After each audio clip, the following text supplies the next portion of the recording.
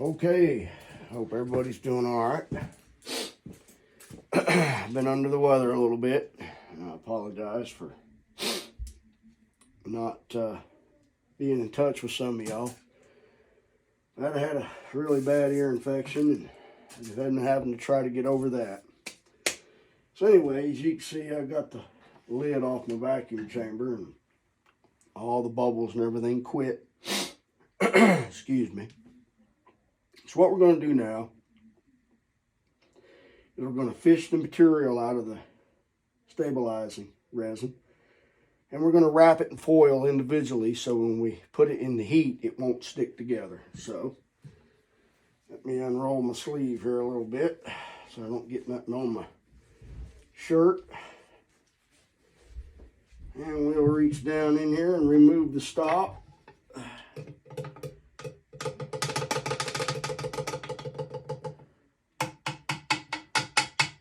Lay that to the side,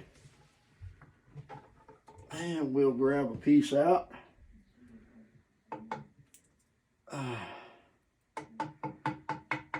And we'll start by rolling it up a little bit there, making sure that we've got aluminum foil between the pieces. We'll grab us another one, get the excess resin off of it, and we'll roll it over, and we'll grab another one.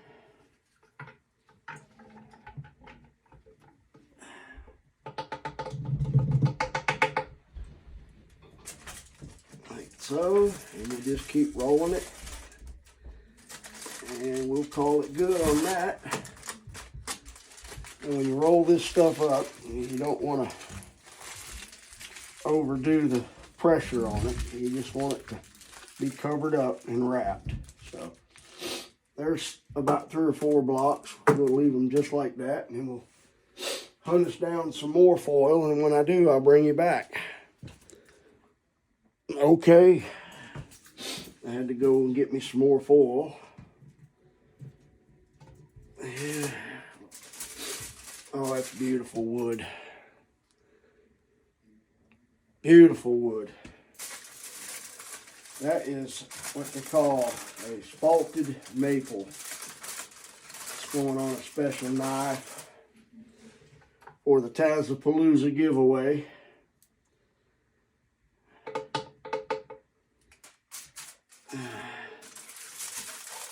Which I'm currently working on in vise. This is a stack handle. That's why the pieces are so small. We've got some walnut here.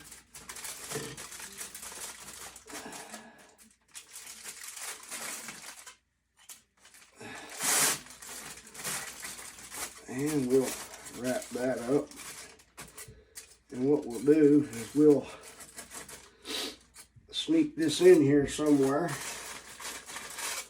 Probably just do that right there. And we'll fold it over a little bit, like so. Just kind of wrap it up a little bit. Now, we've got our 2 pieces, our 2 bundles or 2 bags. And I've got to do some more stabilization for the community knife wood. I've got to get to cutting some of that, get it cut to shape and the thicknesses that I want, and then I'll go through and stabilize all that. Right now, what I want to do is I want to put this in an oven, okay? So what we'll do is we'll slide that back a little bit, and we'll grab our oven right here.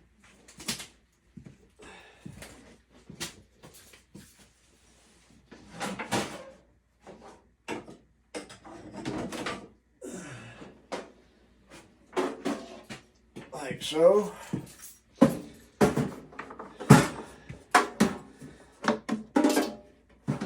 We'll grab our oven. As you can see, it's got a small tray in it. And I use this same oven for drawing back the temper on my knives, so it works pretty good. We'll just set that on there.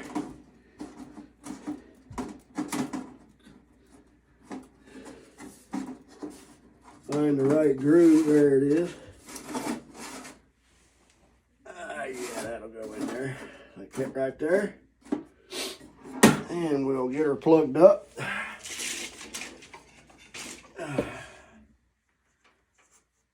Like so.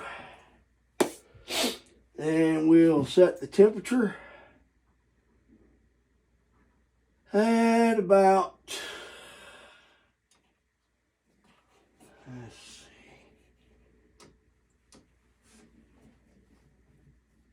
250 to about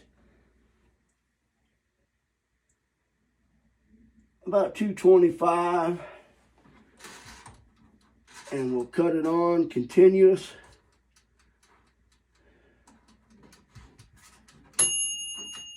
Right there. And we'll let it bake. And when it's done, I'll bring you back and we'll unwrap it. Awesome. All right. Well, we are done in the oven. I cut it off and I unwrapped them out of the aluminum foil. And as you can see, this resin, this excess resin that's on here is really, really hard. And you can tell the difference between this stabilized wood and, let me grab a piece that isn't stabilized. Big difference in color, weight, everything. It's just night and day. No comparison. So, we got them all unwrapped. Now what I'm going to do is I'm going to clean all these up. And I got a pattern I'm going to put them in when I drill the holes and stack them. Anyway, that's how that old vacuum chamber works. It definitely stabilizes the wood so it won't take in moisture and it won't expand and contract like untreated wood would. Sometimes when you put a knife handle on a knife and it gets wet, or you're in a really nasty climate, it will take on moisture, or it could dry out and it could warp, crack, or some other things. So what this does, it just stabilizes it on the handle, so you don't never have to worry about your handle. So what I'm going to do now is I'm going to sand these edges flat so I can get them together nice and clean. That way there's no gaps in the wood when I put them on the handle. So let me clean them up, and I'll be back with you and show you what they look like cleaned up.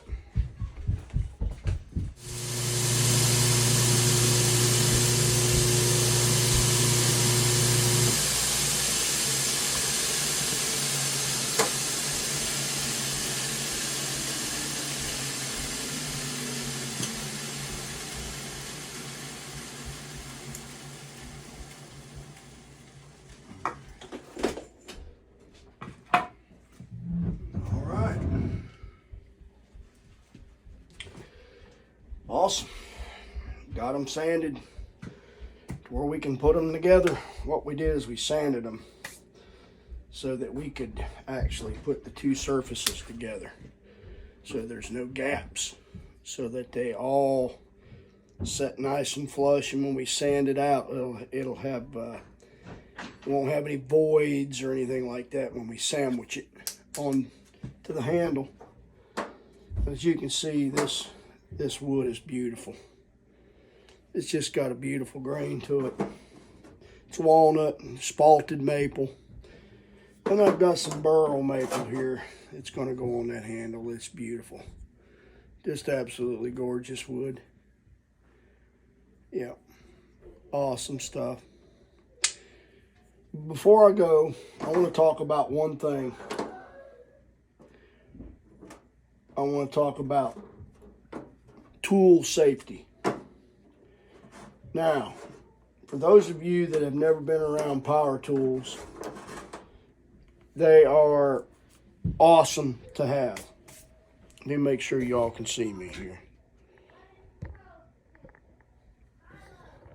There we go.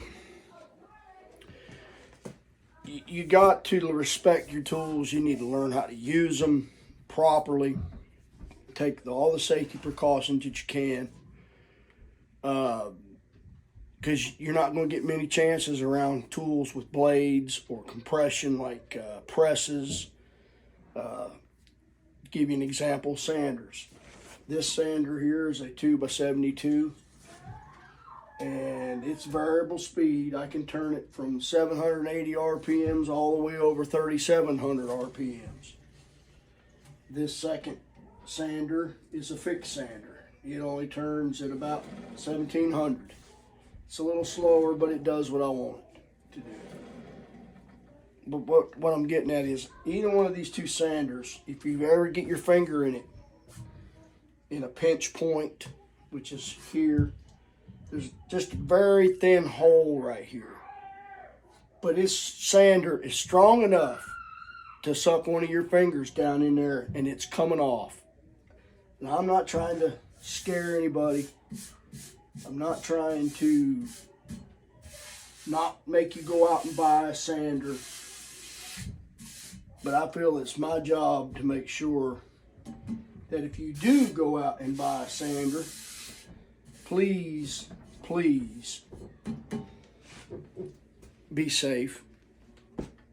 Follow the do's and the don'ts. Do some research. Because all it takes is just a second with this turning to get your finger against it, slipping, get your hand into it, anything. The reason I said that is even I am subject to mistakes. I'm using really, really thin spacers here, okay?